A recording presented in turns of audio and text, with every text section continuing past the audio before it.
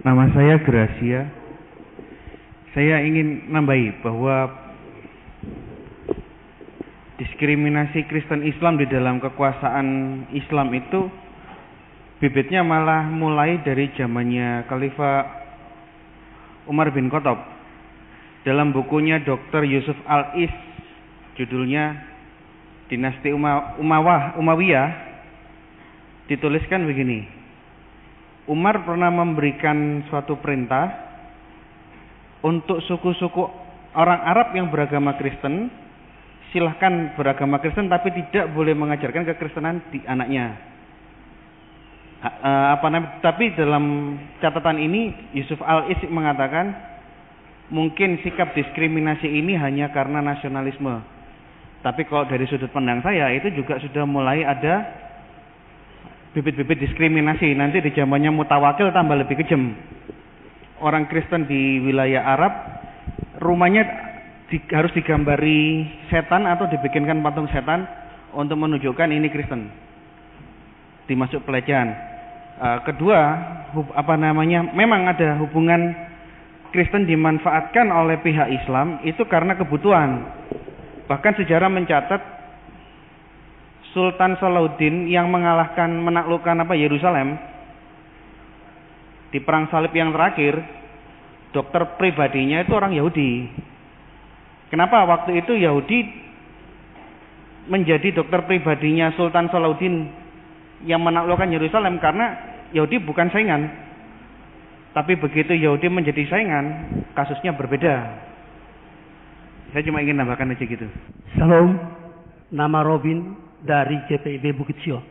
Yang ingin saya tanyakan Pak Bambang, mungkin sedikit penyimpang dari makalah atau apa yang dibicarakan tadi. Ini juga menjadi topik dan menjadi satu permasalahan dalam pribadi saya.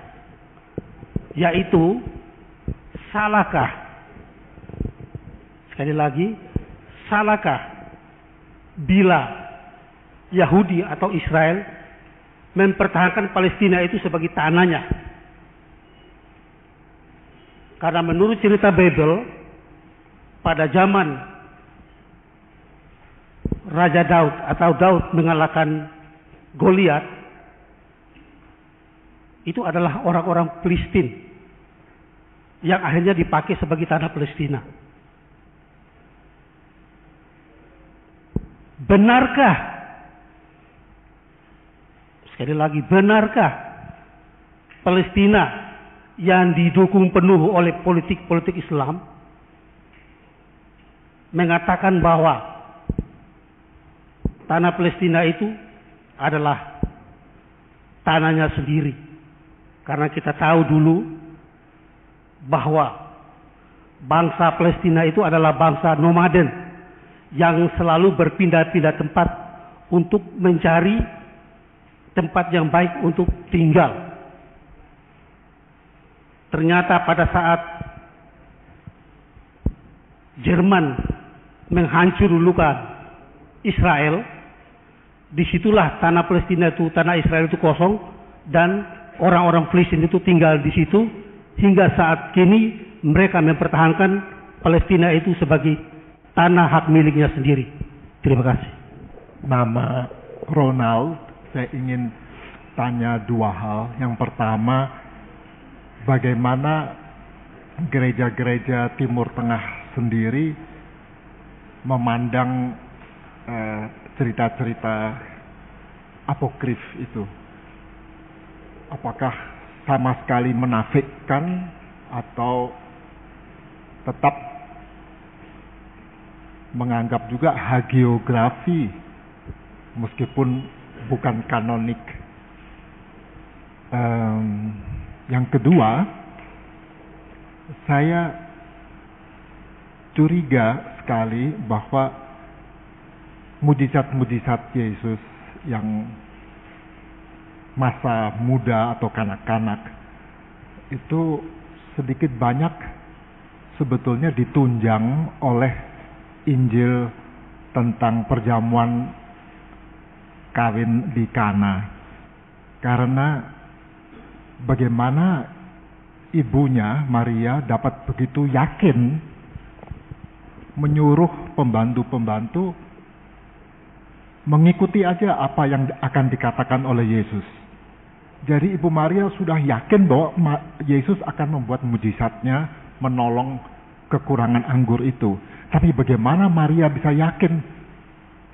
Saya kira karena sudah mengalami mujizat-mujizat waktu Yesus lebih muda atau kecil barangkali. Jadi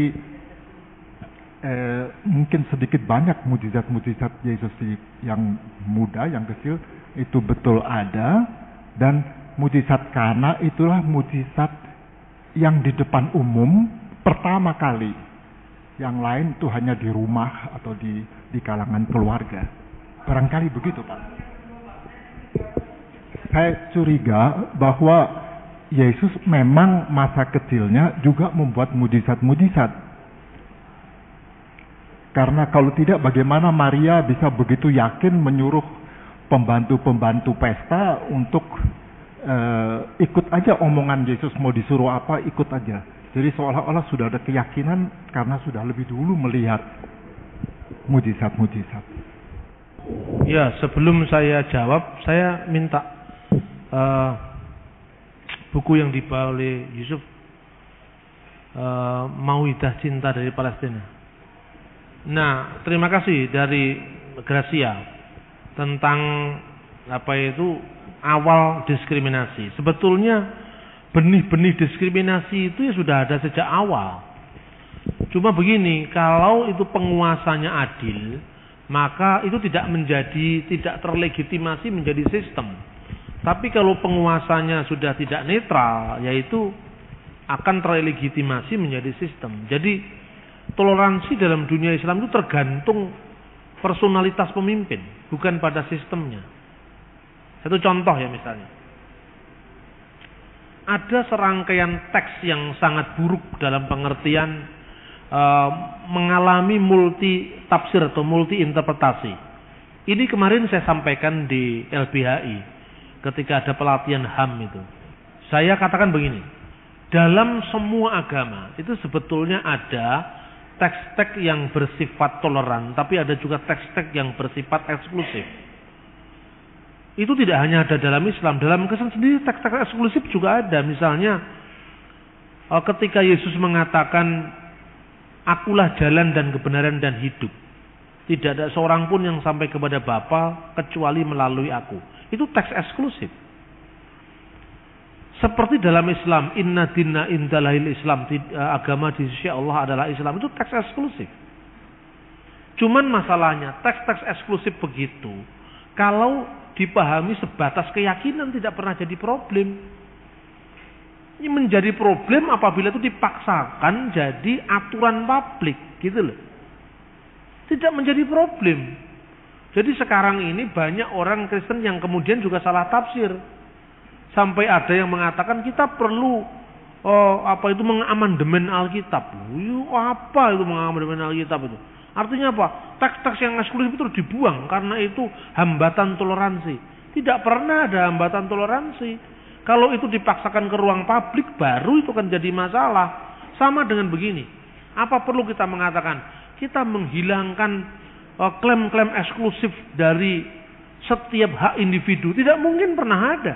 Manusia itu bukan sekedar makhluk sosial tapi juga makhluk individual. Ada banyak yang overdosis dalam mencari solusi tentang toleransi beragama. Satu contoh misalnya, kalau klaim saya mengatakan istri saya yang paling baik, paling cantik, eksklusif kan? Apakah itu salah? Apakah ruang pribadi, ruang privat seperti itu tidak boleh ada dalam hubungan kita dengan orang lain? Tetap harus ada. Anda mengatakan suamiku yang paling cakep di dunia, tidak salah. Wong itu relatif. Tetapi kalau Anda keluar jalan kemudian mengatakan, "Hai, your attention please," pengumuman woro-woro. Sopo sing ora ngakoni bojoku sing paling ayu tak beleh kowe. Lah itu baru salah. Ini kan dijadikan aturan. Kalau enggak masalah. Jadi di Kristen ada yang eksklusif, di Islam ada yang eksklusif. Tapi penyakitnya yang memaksakan teks-teks eksklusif ini menjadi aturan hukum. Ini saya bicara dari konteks penegakan HAM gitu loh. Nah, dan saya tidak ngomong ini tanpa bukti, semua jelas dengan bukti. Saya berikan contoh. Ke gereja itu pertama bagaimana menempatkan teks-teks eksklusif begitu secara proporsional. Kalau di Kristen punya ayat, tidak seorang pun yang sampai kepada Bapa kalau tidak melalui aku. Tapi diimbangi dengan ayat yang lain. Berikanlah kepada Allah yang wajib kamu berikan kepada Allah, dan kepada kaisar yang wajib kamu berikan kepada kaisar. Ini ayat favoritnya Bung Karno, yang mengilhami bagaimana bahwa agama harus kita kembalikan kepada singgasana hati nuraninya rakyat. Agama tidak bisa dijadikan aturan negara. Clear, selesai. Sejak dulu yang namanya Tambunan Laimena mengakui Yohanes 14 ayat 6. Tapi masih bisa bersama-sama berangkulan dengan Kiai Haji Maskur, dengan tokoh-tokoh Islam yang lain. Jadi kenapa itu dipersoalkan sekarang? Nah, menurut saya kadang-kadang solusi orang-orang barat yang kagetan, karena pluralisme itu di barat kan memang baru abad terakhir ini. Sementara di timur pluralisme itu sudah makanan sehari-hari, sehingga kita tidak perlu ikut-ikut kaget seperti orang barat. Nah, itu yang pertama. Dalam Islam sekarang, inna dinahi indalil Islam. Boleh. Tetapi jangan dipaksakan jadi hukum negara. Nah, ketika the Universal Declaration of Human Rights pertama kali diucapkan atau dideklarasikan tahun 1948. Saya bertanya, negara mana yang pertama menolak deklarasi HAM itu? Arab Saudi. Kenapa Arab Saudi? Dia keberatan dengan pasal 18. Pasal 18 deklarasi HAM itu mengatakan kebebasan beragama juga berarti kebebasan untuk mengekspresikan keyakinan agamanya dan berpindah agama atau keyakinannya. Lah, berpindah agama inilah change the religion or belief. Ini yang ditolak oleh pemerintah Islam.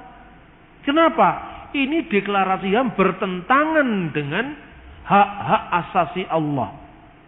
Loh, hak-hak asasi Allah itu kan bagi yang percaya. Yang orang percaya ya bukan. Kan misalnya itu, ini kan memaksakan keyakinan ke ruang publik. Nggak boleh dong. Jadi kemudian deklarasi HAM ini direaksi. Pertama dengan banyak basa-basi lah. Kalau saya sering diundang ceramah oleh Kesbang Linmas hampir seluruh Jawa Timur. Saya pernah diundang Kesbang Linmas di Bangkalan, di Kota Blitar, Pasuruan, di Banyuwangi, di Jember. Di Kota Malang saya malah jadi pembina. Sering tidak hadir tapi selalu dibayar saya. Karena saya yang ikut merumuskan itu. Jadi ada ruang royaltinya untuk merumuskan itu. Saya bilang begini, kan sekarang ini banyak orang ngomong HAM itu ngeritik Barat tapi nggak punya dasar gitu loh. Kebebasan di Barat hanya mengandung HAM, tidak mengandung TAM dan KAM. Apa TAM dan KAM? Hak asasi manusia harus diimbangi dengan kewajiban asasi manusia dan tanggung jawab asasi manusia. Loh, deklarasi HAM Barat itu merumuskan konsep, tidak meneruskan tanggung jawab etis, makanya tidak mengandung TAM.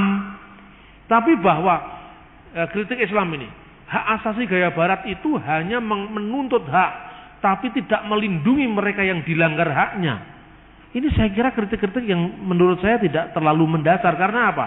Ternyata muara kritiknya pasal 18 tadi. Dulu pasal 18, ya. Karena dalam Islam itu ada aturan tentang ridha, tindak pidana pindah agama. Loh, pindah agama kok tindak pidana itu bagaimana? Hampir semua negara-negara Islam, Kuwait, Saudi Arabia, kemudian Mesir tidak ada hukum tertulisnya. Saya pikir Yordan ada. Itu hampir semua mengandung begini. Ada hadis Nabi Muhammad yang berbunyi, man badala dinahu faktuluh. Barang siapa mengganti agamanya harus dibunuh. Ada ayatnya itu. Dan ini yang disebut hak-hak asasi Allah. Jadi kemudian, loh, Kalau murtad itu harus dibunuh karena dia telah melancarkan peperangan dengan Allah dan Rasulnya. Loh, nah ini kan soal keyakinan yang masuk ke ruang publik. Tidak boleh ada ini. Terus saya ditanya, waktu di beberapa pembinaan di lingkungan Kesbang Linmas di beberapa kota dan kabupaten, saya ditanya, Pak Bambang ini seorang sekularis.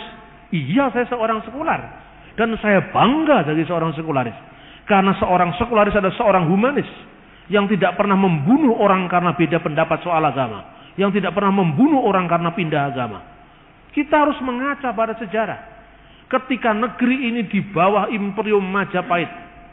Falsafahnya Bhinneka Tunggal Ika. Berbeda-beda tetapi satu, tanhana dharma mangruha. Tidak ada paksaan. Tidak ada dualisme dalam agama. Tidak pernah ada orang yang pindah agama dihukum. Tidak pernah ada orang diadili dan membunuh karena mati karena orang pindah agama atau berbeda rumusan agama. Kapan mulainya ada orang yang berbeda agama dihukum? Sejak zaman Demak. Dan Demak itu bukan negara nasional, tapi negara Islam. Itulah sebabnya. Nah, saya ngomong begini tidak hanya ngeritik. Saya mengkritik di belakang Bung Karno. Itu loh. Ini cerdik seperti ular. Saya mengatakan, bukan tanpa kebetulan kalau Bung Karno, Bung Hatta, Pak Yamin mengatakan, sekalipun Demak adalah negara merdeka, Demak bukan negara nasional. Karena itu kita tidak merujuk pada Demak. Sekalipun, maaf beribu maaf tanpa mengurangi penghormatan saya kepada Sultan Ageng Tirtoyoso. Banten adalah negara berdaulat, tapi Banten bukan negara nasional. Ternate Tidore negara merdeka, tapi bukan negara nasional. Kita hanya pernah mengalami 2 kali negara nasional. Nasionalistat, yang pertama Sriwijaya dan yang kedua Majapahit. Itu Bung Karno cuma berhenti sampai di situ. Saya lanjutkan. Jadi berangkat dari sumpah sakti Bung Karno ini, saya mau katakan kepada saudara, kenapa founding father kita merujuk Majapahit bukan Demak? Kenapa founding father kita memilih Bhinneka Tunggal Ika sebagai seloka, lambang negara dan bukan agomo ageme ngaji? Orang Jawa zaman sekarang kalau ngomong agomo ageme ngaji sampai gomblo melok-melok. Itu kata-kata yang salah justru itu. Saya kritik itu kejawen itu. Tapi ngeritik saya lewat tradisi yang lebih tua. Agama ngaji itu agama pakaian raja. Jadi kalau rajanya Islam, rakyatnya harus Islam. Itu konsep agama negara yang salah. Bukan agama ngaji, tapi Bhinneka Tunggal Ika yang benar. Korban pertama siapa? Dalam sistem negara agama, Syekh Siti Jenar. Siapa yang membunuh Syekh Siti Jenar? Dewan Para Wali di bawah pimpinan Sunan Giri. Ayo sekarang, Sunan Kalijogo grundel, tidak setuju, tapi nggak berjaya juga. Korban kedua Ki Kebo Kenongo dari Kerajaan Pajang. Ada orang pindah agama atau berbeda agama dibunuh. Dia lupa. Mungkin Sunan Kalijogo yang paling sadar. Lah saya mengagamakan Islam berpuluh-puluh ribu orang. Kenapa Majapahit tidak menghukum saya? Lah sekarang satu aja beda pendapat, kenapa kita harus hukum? Pada saat putusan Syekh Siti Jenar, sampai Sultan Demak pun ragu-ragu. Dia mengatakan apa? La ya'riful wali ilal wali. Tidak ada yang bisa memahami pikiran wali kecuali wali itu sendiri. Ya Siti Jenar, mungkin inta kafirun indanas walakin mu'minun indallah. Mungkin kamu kafir di hadapan manusia, tapi mungkin kamu mukmin di hadapan Allah, beriman di hadapan Allah. Toh pedang tidak pernah bisa dikendalikan dan dicegah. Siti Jenar dipenggal kepalanya karena mengajarkan mistik manunggaling kaulo Gusti. Ayo, apa bukan fakta sejarah ini? Selama zamannya Republik berdiri sampai sekarang belum ada yang ngomong seperti itu. Yang pertama ngomong adalah saya. Tapi karena saya ngomongnya bersayap-sayap, orang sulit menemukan ini delik penodaan agama. Saya ngomongnya kan bersayap-sayap. Saya kasih itu orasi dulu, cerita Bung Karno, cerita mah baru yang terakhir. Siti Jenar adalah korban pertama. Itu siaran di TVRI loh, itu di Dialog Aktual. Tapi ya setelah itu banyak orang yang sadar lah ini. Orang yang sadar, iya ternyata Majapahit itu bukan kebetulan kalau dijadikan rujukan oleh founding father. Padahal dengan saya mengungkap fakta ini, sebetulnya tradisi intoleransi itu saya patahkan habis. Dari mana tadi itu intoleransi itu? Kalau saya ngomong di depan forum Islam, saya bilang ini. Waktu itu saya ngomong di Wisma Indonesia di Kairo. Ada diskusi buku fikih lintas agama yang sampai sekarang tidak beredar lagi, diterbitkan oleh Cak Nur CS, bahwa tindak pidana penodaan agama itu tidak ada dalam Islam. Lalu hadis itu dikutip di luar konteks, itu versinya Cak Nur. Nah, untuk meramaikan diskusi saya ngomong, udah saya hanya mancing saja. Saya bilang, saya ini bukan seorang muslim. Kalau saya bertanya, pertanyaan saya meminta penjelasan dari Anda. Kita ngomong toleransi, kita ngomong kebebasan beragama. Tapi saya mau nanya. Katanya, man badala dinahu faktuluhu. Barang siapa menukar agamanya harus dibunuh. Tapi kenyataannya, Ubaidillah bin Yasi, salah seorang sahabat Nabi, berangkat ke Habasah bersama delegasi umat Islam yang dipimpin Ja'far. Dikatakan di sana bahwa dulu dia beragama pagan, Quraisy, menyembah berhala, kemudian masuk Islam. Saking simpatiknya Nabi pada Ubaidillah, kemudian Ubaidillah sama istrinya Ummu Habibah binti Abu Sufyan dijadikan delegasi menuju ke Habasah. Karena rajanya Kristen namanya Negus al-Asyam, Najasyi al-Asyam. Sampai di sana entah karena apa, gak diceritakan oleh periwayat sebabnya. Cuman dikatakan walama hunaka tansir, dan di sana dia menjadi seorang Nasrani ketika di Habasah itu. Wa farikal Islam, dan meninggalkan agama Islam. Wa halaka hunnalika nasranian, dan mati di sana sebagai seorang Kristen. Ini kan jelas murtad. Dari Islam masuk ke Kristen. Kenapa kok tidak dibunuh? Sesuai dengan man badala dinahu faktuluh. Kenapa nggak dibunuh? Wah, mereka perang sendiri. Ada yang mengatakan, itu kita tidak bisa berdasar pada teks-teks historis. Karena hadis itu memiliki kekuatan hukum yang tetap. Bukan riwayat lagi. Ada yang mengatakan, ya justru kita memahami hadis dari riwayat yang sejaman. Karena apa? Karena waktu itu orang yang dibunuh karena pindah agama zamannya Abu Bakar itu karena mereka melakukan kejahatan mata-mata. Karena agama dan negara tidak dipisahkan, maka bahasanya menjadi bahasa agama. Banyak orang Majusi masuk Islam ingin dapat kedudukan, orang Kristen masuk Islam ingin dapat kedudukan, sampai tidak dapat kedudukan dia marah meninggalkan Islam. Dia sudah terlanjur tahu rahasia negara. Ini katanya versinya para Madinah. Versi yang lain lah. Lalu bagaimana Islam mengatakan hak asasi? Katanya tidak ada paksaan dalam agama. Kalau nggak ada paksaan agama, masa Allah sendiri memaksa? Masa Allah sendiri takut dihina? Wah, ini rame sendiri di Wisma Indonesia. Saya pulang, saya cuma mau beli tempe, ya kan? Tapi kalau menurut versi saya sendiri tidak seperti itu. Keduanya jawaban tidak memuaskan saya. Karena apa? Waktu itu kenapa nggak dibunuh? Karena Muhammad belum punya kekuasaan politik. Membunuh dari mana? Wong di Mekah negara Islam belum ada. Waktu itu Muhammad menjadi seorang imigran, menyuruh murid-muridnya menjadi imigran mencari suaka politik. Waktu itu belum ada konsep, belum berhasil mendirikan negara, makanya tidak ada penegakan hukum kan begitu. Tapi jawaban itu minimal lah sudah bisa menumpulkan yang keras-keras tadi kan gitu kan. Nah itu yang pertama. Yang kedua, tradisi-tradisi semacam ini yang akarnya tidak dibedah, maka melahirkan intoleransi. Terus kemudian deklarasi HAM yang namanya DUHAM, deklarasi umum tentang hak asasi manusia itu direaksi oleh The Cairo Declaration of Human Rights.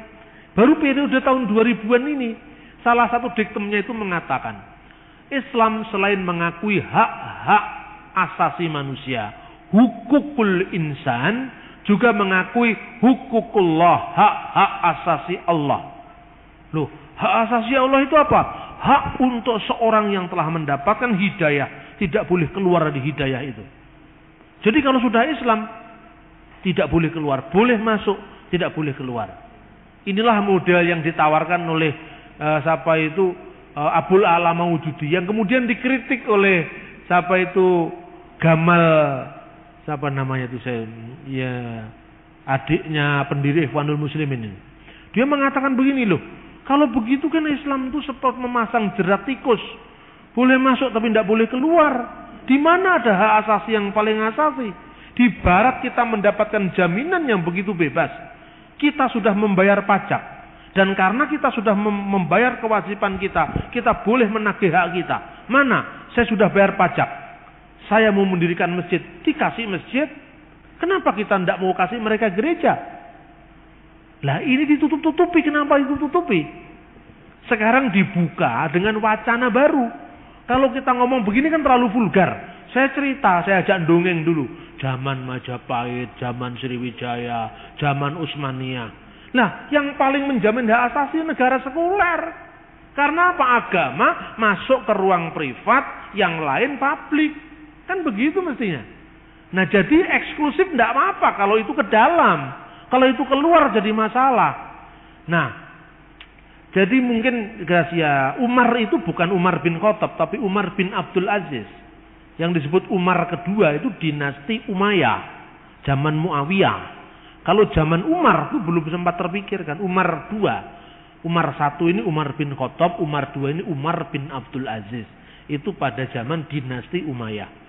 Kemudian apa orang Yahudi Israel itu berhak atas tanah Palestina? Ini rumit, saudara-saudara. Rumit sekali. Karena apa? Kalau kita melihat wacana lebih jauh sekarang ya, Anda bisa membaca buku saya ini, Mau'idah Cinta dari Palestina. Ini suara orang dalam. Ini suara orang Kristen Palestina sendiri bagaimana menghadapi diskriminasi-diskriminasi yang tidak hanya dilakukan oleh orang Israel, tapi juga dilakukan oleh orang Palestina Arab sendiri terhadap dia. Nah, ini menarik sekali. Dia di sini tidak hanya mengambil pengalamannya sendiri, tapi juga melakukan eksplorasi teks terhadap kitab suci yang digunakan untuk mendukung kesewenang-wenangan Israel. Yang pertama sekarang secara politis dan secara historis. Tanah Israel itu diberikan Tuhan kepada Nabi Musa. Kan begitu kan? Dan ini fakta yang tidak hanya diakui dalam Alkitab. Dalam Al-Quran pun tidak ada yang namanya tanah Palestina. Apalagi negara Palestina. Ini kalau ngomong soal historis, jelas clear. Baik Alkitab, Al-Quran, kitab Yahudi, Kristen, Islam mengatakan negara Palestina tidak pernah ada. Daud itu negara Israel. Bani Israel tidak ada. Bani Palestina di Alkitab tidak pernah ada. Di Al-Quran juga tidak pernah ada Bani Palestina. Yang ada Bani Israel. Ini kan persoalan. Makanya negara Palestina sekarang tidak mendasarkan teks Alkitab dalam mengusahakan hak-hak politik mereka. Dia menggunakan teks-teks sejarah. Nah, sejarah yang digunakan itu kira-kira begini. Sekarang saya kemarin waktu di Alfa Omega memberi contoh. Orang Yahudi itu ada kelompok ekstrim seperti yang membunuh ini, Yitzhak Rabin. Diwawancara di televisi waktu matinya Yitzhak Rabin itu saya lagi di Israel. Seharian tidak berani keluar hotel saya. Saya tinggal di Tel Aviv waktu itu.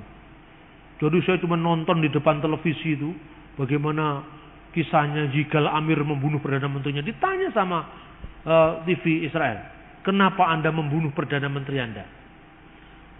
Saya disuruh Tuhan untuk membunuh Yitzhak Rabin. Persis dengan itu Taliban, persis dengan Usama bin Laden disuruh Allah. Ini orang Yahudi juga ngomong, saya disuruh Tuhan untuk membunuh Yitzhak Rabin. Kenapa kok Tuhan kamu begitu yakin Tuhan menyuruh kamu? Karena Tuhan telah menentukan bahwa tanah ini adalah tanahnya Israel. Yitzhak Rabin mengkhianati bangsanya karena telah menyerahkan sebagian tanah Israel kepada bangsa Palestina. Padahal bangsa Palestina itu tidak pernah ada. Nah, sekarang ini konflik fundamentalis Yahudi melawan fundamentalis Islam. Bagaimana yang tidak fundamentalis? Nah, kan persoalannya di situ. Sekarang eksplorasi teks dulu. Oke, benar bahwa tanah Israel itu diberikan kepada Nabi Musa dan Bani Israel. Al-Quran pun mengakui itu, Taurat pun mengakui itu, Alkitab pun mengakui itu. Clear. Tapi masalahnya, wilayah Israel dari zaman ke zaman tidak sama menurut Alkitab. Zamannya Raja Daud wilayahnya lebih luas. Zamannya Raja Salomo lebih luas. Tapi ketika Israel terpecah menjadi dua, Tuhan tidak berpihak Israel, tapi berpihak Yehuda. Yehuda beribu kota Yerusalem, Israel beribu kota Samaria. Israel waktu itu yang namanya Israel, negara Israel Utara, waktu itu kolusi dengan negara Syria di bawah pemerintahan Hasmonean. Untuk apa? Melawan Raja Hizkia dari Yehuda. Karena ketakutan Raja Hizkia, kekuatan militer yang begitu kuat antara Israel beribu kota di Samaria dengan Syria. Waktu itu dia begitu gugupnya menghadapi kekuatan Israel dari utara ini. Lalu Tuhan meneguhkan janji tentang Immanuel. Jadi janji tentang Immanuel ketika Israel terbelah jadi dua, Israel dan Yehuda. Nah, sekarang yang mau dijadikan rujukan Israel yang mana? Wilayahnya. Apa menurut wilayahnya Raja Daud? Apa menurutnya wilayahnya Hizkia? Dari zaman ke zaman tidak sama. Ini yang tidak pernah dikritisi. Orang hanya melihat teksnya. Ini miliknya Israel. Tidak seperti itu. Karena dari zaman ke zaman wilayah itu bergeser. Yang kedua, Abraham datang sebagai kakek moyang bangsa Israel. Sekaligus bangsa Arab. Ketika dia datang dari Ur Kasdim. Kemudian sampai ke tanah Kanaan. Di situ jelas sekali ada unsur pembenar terhadap pendudukan Palestina. Itu ada unsur pembenar. Dan unsur pembenar itu diberikan oleh Alkitab. Yang diekspos oleh Elia Sakur. Ibrahim ketika mati, dia membeli tanah untuk makam keluarganya di Gua Makpela. Tidak pernah merampas tanah dari orang Palestina. Loh, kalau bapaknya bangsa Israel sendiri ketika menduduki tanah-tanah itu dengan cara membeli, kenapa Israel Zionis dengan cara merampas? Apa Tuhan mengajarkan perampasan? Nah, persoalannya sebelum tahun 48, tanah-tanah itu sudah menjadi tanah miliknya orang-orang yang menyebut di Palestina. Entah itu Filistin atau bukan. Wilayah Galilea, Ibilin misalnya. Sebelum Galilea Ilit, Galilea atas, ada. Mereka orang-orang Arab Palestina ini di Ibilin hampir 100% Kristen. Setelah pendudukan Israel rata jadi tanah, jadi pemukiman Yahudi. Orang Kristennya tersebar-sebar kemana-mana. Dan sekarang di Israel Kristenan tidak lebih dari 10, tidak lebih daripada 7%. Sekarang ini. Pada sebelum perang 6 hari jumlahnya 35% orang Kristen. Apa orang Barat pernah berpikir seperti ini? Enak aja kita datang ke sana, kita ngomong orang Kristen itu Kristennya Indonesia. Tapi bagaimana dengan orang-orang Kristen yang di Israel, yang di Palestina? Mereka tidak memiliki hak yang sama dengan orang Yahudi mereka. Kalau Anda berjuang dalam konteks memperhatikan saudara-saudara Kristenmu juga, jangan dukung dong apa itu ke sewenang-wenangan Israel. Ini kurang ajar sekali memang. Dalam konteks hak-hak ilahi itu tidak bisa disahkan dengan perampasan. Coba sekarang dilihat bagaimana janji Tuhan kepada Abraham. Itu sangat jelas sekali bahwa waktunya tidak cukup ya kalau saya uraikan semua. Nanti lain kali kita diskusi itu. Tapi yang jelas secara garis besar saya katakan gini. Pengesahan hak-hak itu harus dilihat tidak bisa memotong ayat di luar konteksnya. Pertama, Tuhan berkata kepada Ibrahim, kepada Abraham, sekarang kamu belum bisa menguasai tempat itu. Tetapi 4 generasi sampai keturunanmu keempat kamu akan bisa memasuki ke sana. Kenapa Tuhan mengatakan seperti itu? Bahkan Abraham sebagai prabayang bapak orang beriman tidak bisa menguasai tanah itu sampai generasi keempat. Generasi keempat itu kan zamannya Musa. Kenapa alasannya? Karena belum cukup alasan untuk mengalahkan orang Amori di sana. Nah, orang-orang di situ setelah mengalami tindakan sewenang-wenang, baru Tuhan mengizinkan Musa untuk membebaskan penduduk dari kesewenang-wenangan bangsa Amori, termasuk suku-suku Palestina. Itu satu. Jadi Tuhan selalu membenarkan pendudukan atas tempat wilayah tertentu dengan alasan moral, bukan dengan atas nama nubuat Israel boleh mengusir Palestina. Bagaimana itu? Ibrahim sendiri membeli tanah, sebidang tanah di Gua Makpela untuk kuburannya sendiri dengan keluarganya. Masa Sionis ngerampasi tanahnya orang Palestina? Elia Sakur memegang sertifikat tanah sudah bergenerasi-generasi. Hanya karena muncul orang Yahudi yang datang disambut dengan menyembelih kambing yang paling gemuk untuk dia, yang akhirnya merampas kebun anggurnya. Jadi janganlah kita menyembah teks kitab suci lepas dari konteks. Tapi kita harus lihat deskripsi sejarahnya. Saya selalu bertanya, coba Israel Raya itu wilayahnya mana? Menurut kitab ini, lah itu kan kitab sebelum Israel terpecah jadi dua. Setelah Israel terpecah jadi dua, Tuhan pernah melawan Israel dengan membela Yehuda, membuat nubuat tentang Immanuel karena kesewenang-wenangan Israel. Bangsa Mesir terkutuk, Pak. Ada juga Mesir diberkati. Ada teksnya, dari Mesir ku panggil anakku, Mesir adalah umatku. Kenapa satu teks dimutlakkan, teks yang lain ditolak? Nah ini kalau kita membaca kitab suci lepas dari teks. Tetapi harus jujur dikatakan juga bahwa klaim-klaiman secara historis itu secara politik itu tidak, secara agama itu tidak menguntungkan.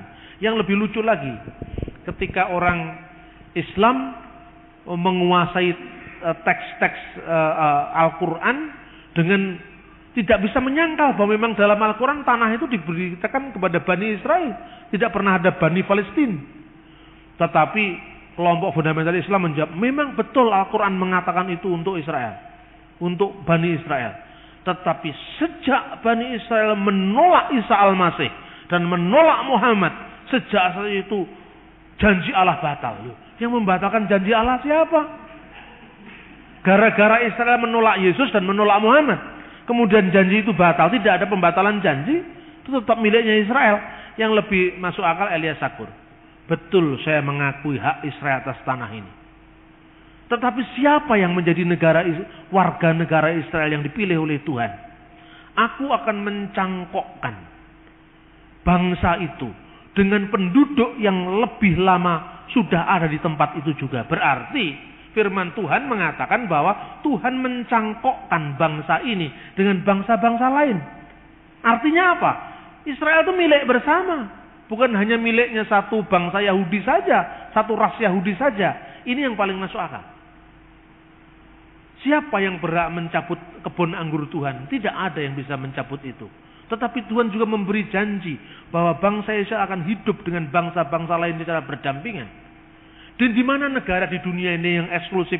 Ini hanya tanah air orang Jawa, tidak pernah ada. Ini hanya tanah air orang Belanda, tidak pernah ada. Kalau itu mereka semua berkeinginan damai untuk membentuk sebuah pemerintahan bersama, apa salahnya?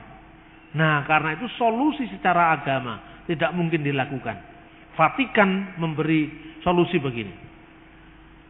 Negara dalam koeksistensi damai Israel dan Palestina. Itu Vatikan. Dengan salah satu solusi, Yerusalem Timur tidak boleh dijadikan ibu negara Israel, ibu kota negara Israel, tidak boleh menjadi ibu kota negara Palestina. Selama Palestina menuntut Yerusalem Timur menjadi ibu kotanya, tidak pernah ada damai. Karena apa? Yang di Yerusalem Timur itu tidak hanya ada Masjid Al-Aqsa, tidak hanya ada Masjid Umar, tapi ada Bait Suci Salomo. Tetapi ada Gereja Kebangkitan Yesus. Maka jadikan Yerusalem Timur sebagai kota internasional 3 agama. Paling masuk akal kan? Tidak menjadi ibu kota negara tertentu. Nah sekarang, begitu orang Yahudi mencari harta karun Bait Allah di situ. Katanya itu hanya ambisi orang Yahudi untuk merobohkan pondasi Masjid Umar.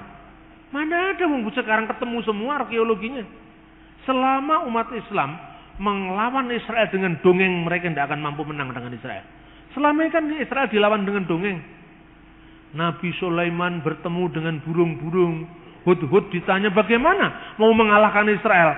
Setiap kali penguasaan tanah itu mencari bukti arkeologi. Dan ternyata diukur batu-batu zaman Salomo ketemu di situ. Yang bobotnya sampai berapa ribu ton itu. Ada di situ ketemu sekarang. Dan sekarang yang namanya The Temple Tunnel itu sudah dibuka untuk umum. Apa itu terowongan Bait Allah itu dibuka untuk umum dan ketemu semua. Nah, sekarang persoalannya, Salomo, Sulaiman. Itu nabinya Islam juga, ayo sekarang. Bukti sejarah itu adalah rumah Allah, Bait Suci Salomo. Salomo itu Nabi Sulaiman, nabinya Islam juga. Selama ini Umar itu hanya sahabat Nabi, bukan Nabi. Apakah posisi Masjid Umar yang didirikan oleh sahabat Nabi mengalahkan posisi Bait Allah yang didirikan oleh dua Nabi yang sekaligus diakui umat Islam, yaitu Daud dan Sulaiman? Enggak mungkin dong. Orang Kristen paling masuk akal, udahlah tidak usah bertengkar soal itu. Robohkanlah Bait Allah dalam waktu 3 hari, aku akan membangunnya kembali. Jadi kalau ada orang Kristen ikut eker-ekeran soal tembok ratapan, bagaimana dia membaca teks Injil?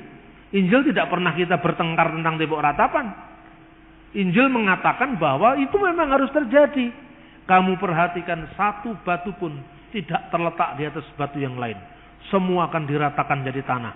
Justru situasi ini membenarkan apa yang dikatakan kitab Injil. Jadi orang itu tidak usah ikut eker-ekeran tentang Palestina.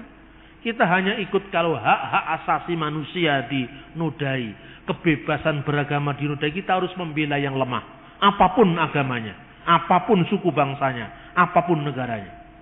Jadi jangan membabi buta melok-melok Israel, tapi juga jangan membabi buta ikut mengutuk Israel dan ikut Hamas. Keduanya sama-sama buruk. Kan begitu kan? Kalau mau dihitung-hitung, dua-duanya juga nggak percaya, sama saja. Itu satu. Kemudian negara Palestina tidak pernah ada dalam peta dunia. Harus dikatakan jujur, tidak pernah ada. Pernah disebut Alia Capitolina, zamannya pemerintah Romawi, abad kedua Masehi.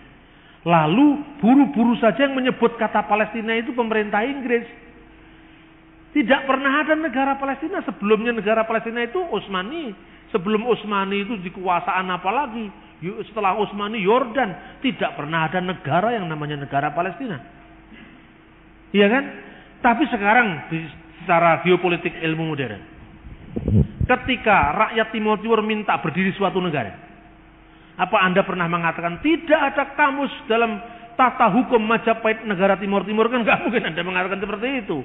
Ayo, Anda mau mengatakan mereka menuntut merdeka karena mereka ditindas zaman Orde Baru.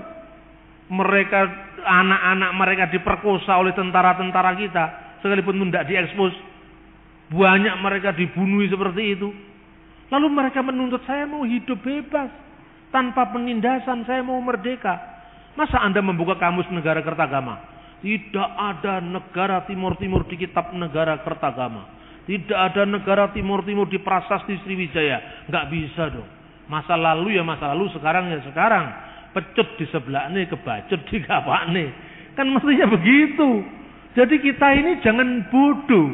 Jangan hanya terikat pada satu lokus tertentu tanpa melihat pada cakrawala yang lebih luas. Nah, bagaimana kisah-kisah apokrif ini dipandang oleh gereja-gereja Timur Tengah? Gereja Timur Tengah memandangnya termasuk gereja Katolik dan gereja Ortodok pada umumnya lewat mata rantai yang namanya khilafah rasuliyah, yaitu suksesi apostolik. Apapun bukunya, sekalipun itu bukan firman Tuhan, tapi kalau itu ditemui memiliki makna historis dan pernah dirujuk oleh bapak-bapak gereja tertentu dekat dengan peristiwa historis, bisa diterima. Satu contoh misalnya, tidak semua sumber apokrifa itu tidak bernilai sejarah. Ada yang bernilai sejarah, misalnya Protevangelium Yakobi mengenai pemeliharaan Maria di Bait Allah. Itu ditulis tahun berapa Pak soalnya? Ditulis tahun 130-an. Berarti hanya punya jarak waktu dengan Injil Yohanes sekitar 50 tahun. Dengan Injil-Injil yang lain sekitar tidak sampai 100 tahun. Jadi tradisi itu sangat tua. Dan beberapa bapak gereja mengutip itu. Makanya gereja timur termasuk gereja Ortodok, gereja Katolik bisa menerima cerita itu sebagai cerita-cerita kesalehan yang berkembang. Karena apa? Bisa jadi ini benar, bisa jadi ini salah. Dan itu kedudukannya tidak sama dengan Alkitab. Kedudukannya ini cerita-cerita yang membangkitkan iman, yang tidak keterlaluan, itu asal-usulnya itu masih jelas lah. Misalnya gini, Anda mengatakan bisa, Jawa Tondanu itu keturunan Imam Mojo. Keturunan Imam Mojo, salah satu laskar pemimpin perang Diponegoro. Anda percaya nggak sekalipun itu tidak tertulis dalam babat Diponegoro? Percaya. Matinya Kiai Mojo memang di sana. Dan mereka beranak pinak dengan orang-orang Manado setempat. Dan di sana rata-rata kulitnya lebih gelap ketimbang orang Manado yang lain. Satu, Jaton itu Jawa Tondanu. Dan mereka masih berbahasa Jawa sampai hari ini. Berarti dari 1830 sampai sekarang jejaknya masih diterima. Lah tapi kemudian kalau kira-kira 400 tahun kemudian Anda terima cerita bahwa Diponegoro matinya tidak di Sulawesi tapi di Sumenep, ya tidak harus dipercaya. Nggak usah pakai firman Tuhan, pakai sejarah aja selesai. Kisah-kisah tentang kesalehan orang-orang suci, tentang Maria, keperawanan Maria itu nggak bisa ditolak karena sumbernya lebih kuno. Tetapi cerita Yesus bicara waktu bayi itu bisa benar, bisa salah, tapi banyak salahnya. Karena itu abad keempat. Cerita membuat tanah jadi burung itu abad ke-5. Jadi 500 tahun setelah peristiwa, ukurannya hanya itu. Jangan ngomong soal firman. Firman itu kan urusan kepercayaan. Ini urusan historis. Seperti ini sekarang ini. Anda bisa membandingkan kisah ini antara Anda membaca kitab Negara Kertagama dengan Anda nonton ketoprak. Lakonnya Damar Wulan Minak Jinggo. Nah, secara historis apakah Damar Wulan Minak Jinggo salah semua? Ada benernya. Setting pertarungan antara Damar Wulan dan Minak Jinggo itu ditempatkan pada perang Paregrek antara Wikramawardhana menantu Hayam Wuruk, ya, karena Hayam Wuruk tidak punya anak laki-laki dari permaisuri, dengan Jaya Wisnuwardhani putrinya yang anak Hayam Wuruk, dengan anak Hayam Wuruk tetapi dari istri selir, yaitu Wirabumi, Bre Wirabumi. Perangnya di Blambangan. Catatan ini tidak hanya ada di Pararaton, tetapi juga ada di catatan dinasti Ming. Karena ketika Cheng Ho datang ke kerajaan timur, itu prajurit Wikramawardhana dengan prajurit Bre Wirabumi sedang bertempur sengit. Secara tidak sengaja Wikramawardhana membunuh 170 prajuritnya Cheng Ho di situ. Cheng Ho-nya minta pertanggungjawabkan. Ini kesalahan Anda. Mungkin waktu itu ada hukum internasional yang menunjukkan bahwa itu kejahatan perang. Kami ini kan tamu, kenapa Anda bunuh? Wikramawardhana minta maaf kepada Cheng Ho. Kemudian dia mengirimkan satu utusan, menurut catatan dinasti Ming itu, utusan itu dibawa ke Tiongkok. Di tengah perjalanan karena dakwahnya Cheng Ho, utusan Majapahit ini masuk Islam. Lalu delegasi yang Majapahit itu diterima oleh Kaisar dinasti Ming dan dikatakan, oke, raja kami sudah minta maaf, raja kami salah. Rajamu sekarang harus membayar 70 tahil uang emas. Kami hanya bisa membayar 10 tahil uang emas. 6.000 tahil emas akan kami bayarkan kemudian. Dinasti Ming tertawa rajanya. Kami sudah bebaskan Anda dari utang Anda. Kami terima 10.000 tahil emas, yang 60.000 saya bebaskan. Iki tak tambahi putri Cina. Nah ini. Enak kan? Utangnya bebas ditambahi wedokan siji kan enak. Pulang di Indonesia dipersembahkan kepada rajanya. Ya Wikramawardhana, ini hadiah dari raja kami. Diterima. Kawinlah Wikramawardhana dengan putri Cina ini, Cina Muslim, lahirlah Swan Leong. Swan Leong ini yang kemudian menjadi penguasa daerah di Palembang. Nah, Setelah dia anaknya Wikramawardhana, lapor kepada bapaknya. Saya anakmu. Saya sekarang sudah berangkat remaja, umur saya sudah 20 tahun, saya sudah cakap untuk memimpin pemerintahan. Mohon kami tidak membayar pajak kepada Anda, tidak setor upeti kepada Anda. Wikramawardhana melihat anaknya, wah ini kok kaya fotoku, dirangkul. Oke, kamu saya tugasi sebagai penguasa daerah Swatantra, daerah Sima, bebas pajak. Pajaknya disetor ke Cina. Loyalitasnya terbagi antara bapaknya Majapahit dan penguasa Cheng Ho yang telah memberi kedudukan. Sukses Palembang dicoba lagi, Kertabumi dikasih umpan perempuan lagi. Anaknya Babah Banhong, namanya kemudian lahirlah namanya Jimbun. Jimbun itu dalam sejarah Jawa namanya Raden Patah alias Mr. Broken. Raden Ceklek, ya kan? Karena berhasil dengan Swan Leong, si siapa ini Mr. Broken ini dididik oleh Swan Leong di Palembang. Setelah umur 20 tahun datang ke Majapahit. Cerita pada bapaknya, aku anakmu. Dulunya dia tidak mau datang ke Raja Majapahit. Saya tidak mau ketemu karena dia raja kafir. Benih-benih intoleransi sudah muncul di situ. Tetapi bapaknya melihat anaknya, lah ini memang mereka menggunakan emosi yang digunakan penaklukan, itu cerdiknya Cheng Ho. Jadi saya setuju dengan yang namanya Cheng Ho itu seperti dikatakan Remi Siladu. Itu bukan kunjungan muhibah. Kunjungan muhibah kok membawa puluhan ribu tentara untuk apa? Jadi ceritanya Yusril dengan Saifullah Yusuf itu tidak benar itu. Banyak yang tidak tepat, itu kan yang baik-baik diceritakan, yang jelek-jelek nggak diceritakan. Masa kunjungan muhibah membawa kapal perang segitu besar, ribuan tentara, untuk apa kalau bukan untuk ekspedisi politik? Bukan ekspedisi muhibah, bukan ekspedisi dagang, ekspedisi politik. Setelah daerah-daerah ini menaklukkan kepada Majapahit, memisahkan diri satu karena sentimen agama. Kita mau negara seperti ini, saya katakan. Anda tidak perlu setuju dengan saya, tapi berkaca pada sejarah.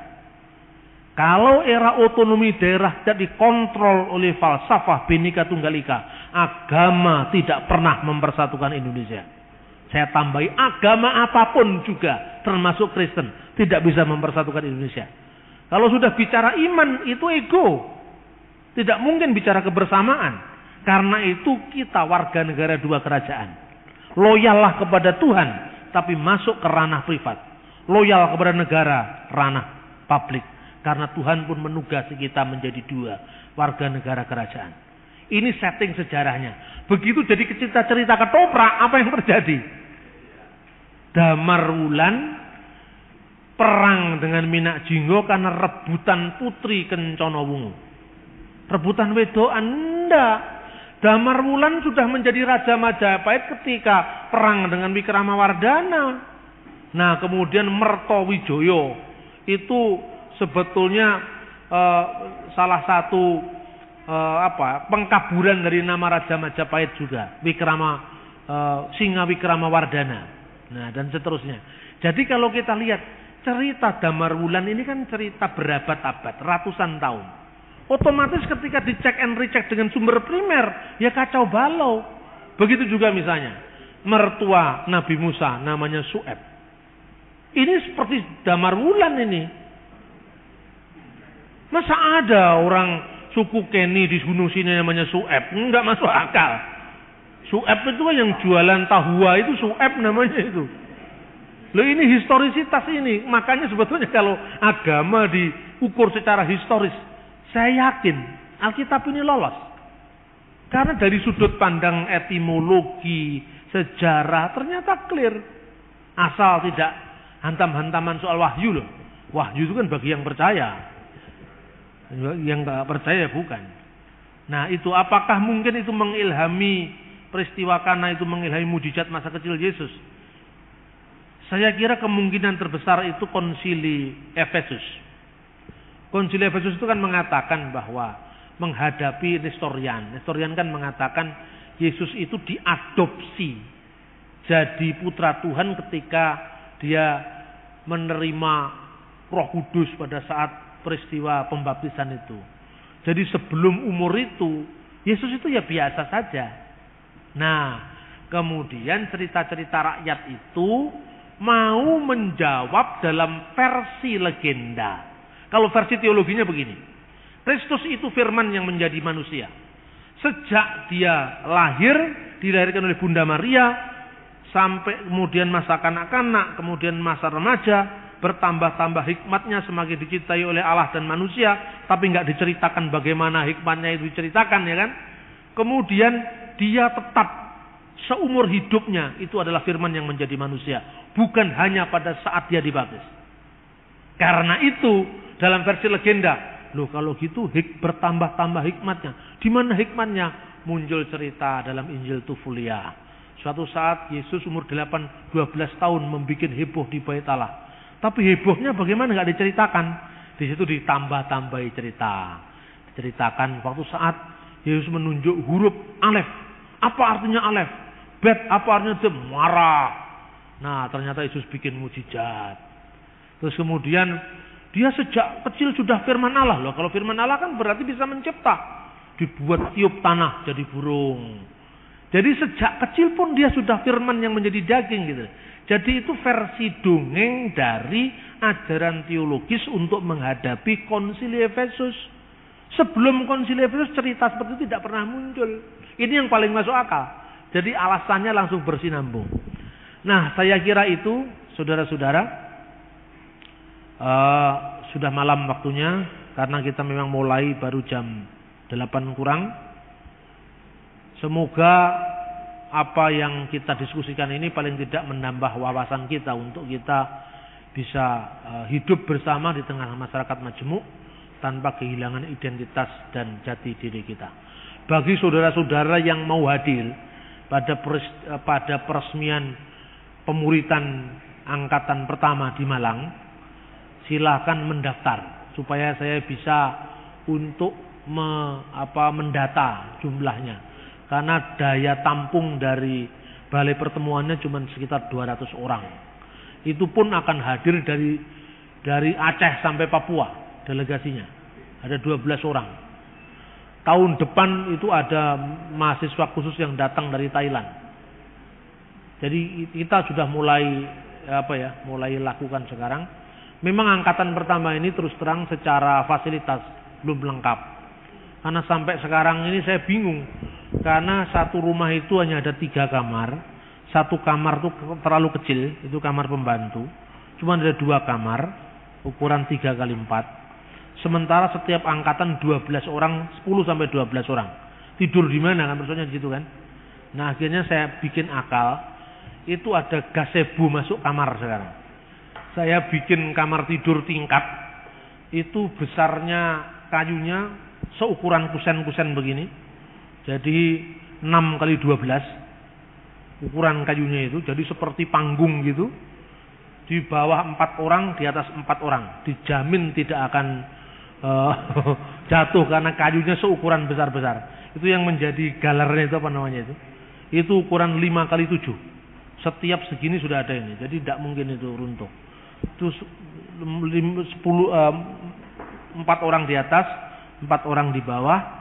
Ya mungkin satunya ada spring bed yang bisa ditarik masuk keluar dari kolongnya tempat tidur. Yang satunya itu hanya tampung 4 orang. Jadi 4 plus 8 kan 12. Yang di belakang tetap untuk yang tukang bersih-bersih rumah itu. Nah itu kira-kira kondisi seperti itu. Dan ada satu ruangan memang untuk cukup 12 orang. Dia bisa belajar. Lalu rumah itu dekat rumah saya, rumah buku yang saya tempati. Jadi setiap hari dia bisa mengakses perpustakaan saya. Dan di atas memang masih belum selesai. Ada bangunan ruang doa yang sedang saya buat. Tukangnya 2 hari masuk, 2 hari tidak masuk sehingga tidak selesai-selesai. Nah saya kira itu barangkali informasi. Tetapi meskipun angkatan pertama ini secara fasilitas belum lengkap.